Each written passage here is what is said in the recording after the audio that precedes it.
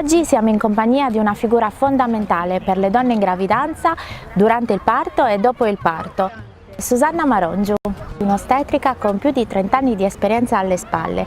Siamo qui per parlare dell'importanza del legame mamma-figlio durante la gravidanza, durante i 9 mesi di gravidanza, di quanto è importante sì prendersi cura del proprio corpo, della propria salute, ma anche del rapporto con il proprio bambino. Adesso abbiamo visto che è molto importante, al pari del curare il benessere, curare lo stile di vita, curare l'alimentazione, si è visto che è importante anche curare il legame che si può creare già dalla gravidanza tra la madre e il bambino.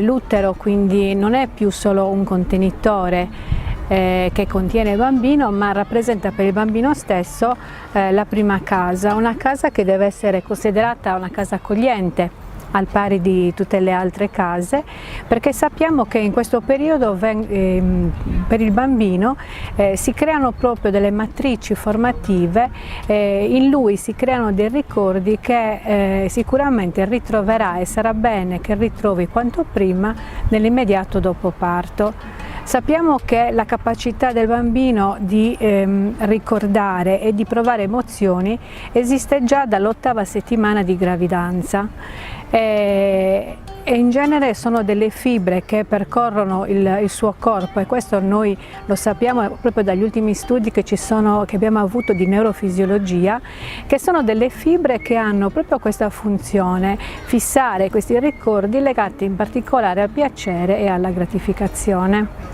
Stiamo parlando quindi delle fibre C, le famose fibre C. Quindi per la madre è sicuramente importante dedicare dei momenti di comunicazione col proprio bambino attraverso il suono, perché noi sappiamo che il suono all'interno dell'utero si trasforma in una vibrazione, e questa vibrazione si fissa su tutto il corpo del bambino. Difatti noi sappiamo che il bambino non ascolta solo con l'orecchio, ma ascolta con tutto il corpo.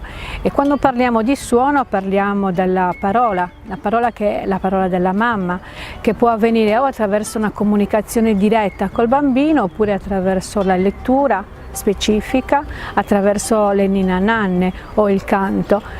Questi studi per esempio già ci hanno dimostrato quanto è importante il suono attraverso la musica per il bambino che sta all'interno dell'utero, e quindi a maggior ragione tante più esperienze formative il bambino accumula in gravidanza, tanti più ricordi lui avrà anche nell'immediato dopo nascita, e sarà importante per la madre richiamare questi ricordi e quindi curare anche quello che può essere l'ambiente che il bambino deve vivere nell'immediato dopo parto. Succede, per fortuna non troppo spesso, che non si riesca ad avere il parto desiderato, quello immaginato in tutti i 9 mesi di gravidanza. Sì, il parto che hanno idealizzato, perché spesso il parto è idealizzato, ognuno pensa di voler partorire in un certo modo. Questo è purtroppo un argomento di cui si parla poco. Perché le donne che alla fine hanno un parto così come non avevano desiderato spesso sentono di non poterne parlare, e quindi rimane dentro di loro una insoddisfazione.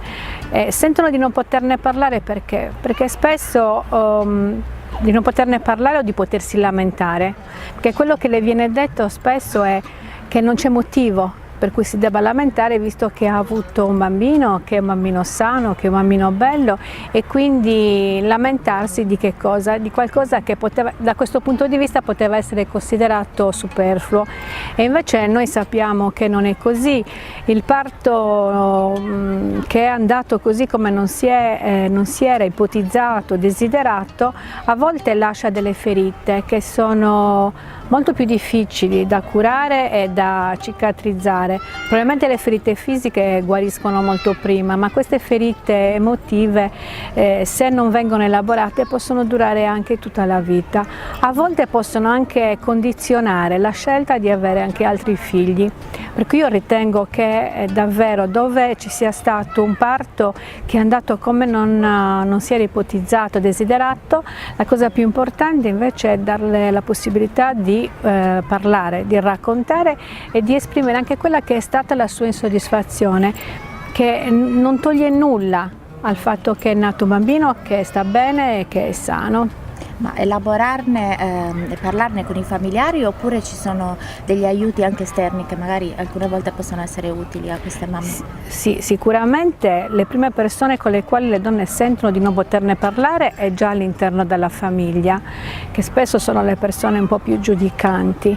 E poi sì, ci sono dei gruppi per esempio di autoaiuto con i quali se ne può parlare, oppure ci sono anche altre situazioni in cui può essere necessario l'intervento di uno specialista, quando per esempio queste ferite non elaborate possono condizionare la vita o possono condizionare la scelta di avere anche altri figli, o possono anche in qualche misura compromettere il rapporto di coppia.